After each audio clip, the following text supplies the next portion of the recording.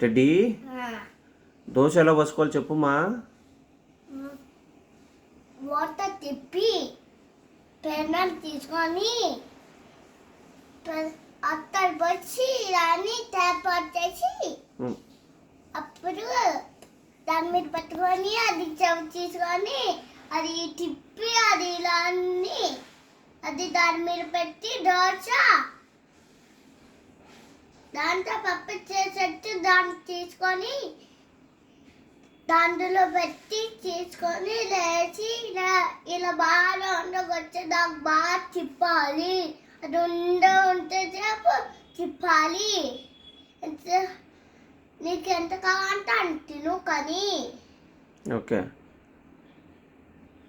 అయినాక పెద్దగా వేసుకొని చెత్త వేసుకొని తిను. నీకు ఎలా తెలిసి ఇవన్నీ? చెరువు వచ్చి నేర్చుకున్నా. వావ్.